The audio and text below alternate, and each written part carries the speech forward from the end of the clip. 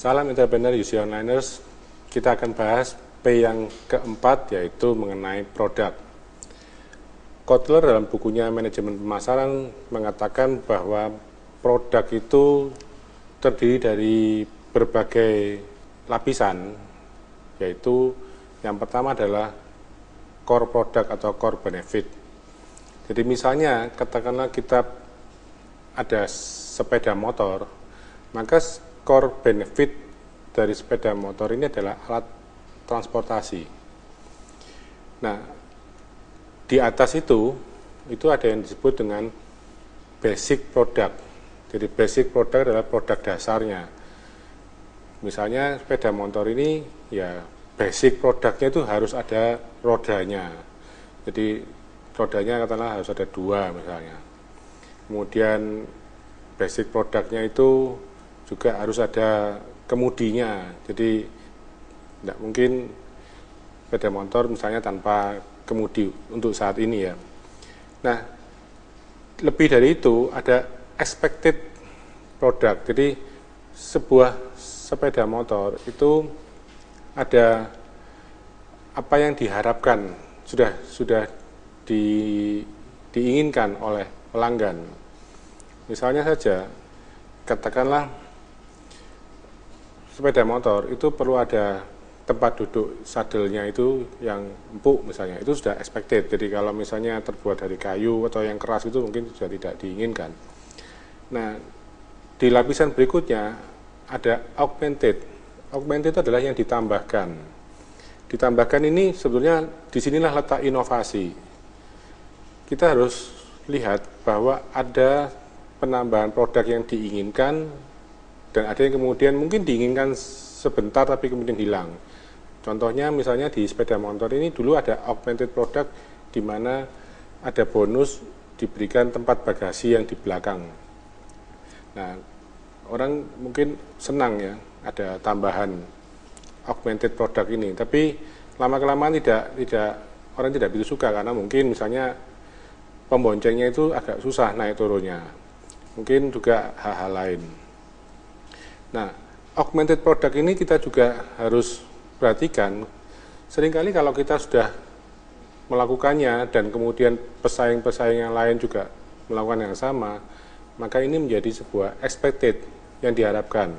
Contoh misalnya begini, di hotel orang katakanlah untuk hotel bintang 4 atau bintang 5 itu ketika mau masuk hotel itu mengharapkan dibukakan pintu, ya, expected. Jadi begitu Anda tidak membukakan pintu, Anda sebagai pemilik hotel bintang 4 atau bintang 5, maka Anda akan dapat komplain. Lalu ada augmented, misalnya katakanlah ada welcome drink. Jadi welcome drink ini ketika orang datang dia dapat minum.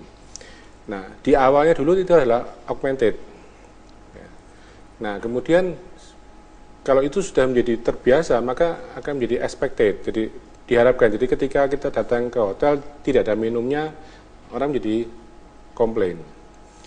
Nah, ada beberapa hotel yang kemudian melakukan inovasi. Misalnya ada hotel yang menyediakan boneka bebek karet di kamar mandinya, di mana ketika mandi dengan bathtub itu dia bisa bermain-main. Ya mungkin kalau orang dewasa kan masih suka bermain-main, tapi kalau di rumahnya mungkin dia malu. Tapi kalau di hotel dia sendirian, dia bisa bermain-main dengan bebeknya itu.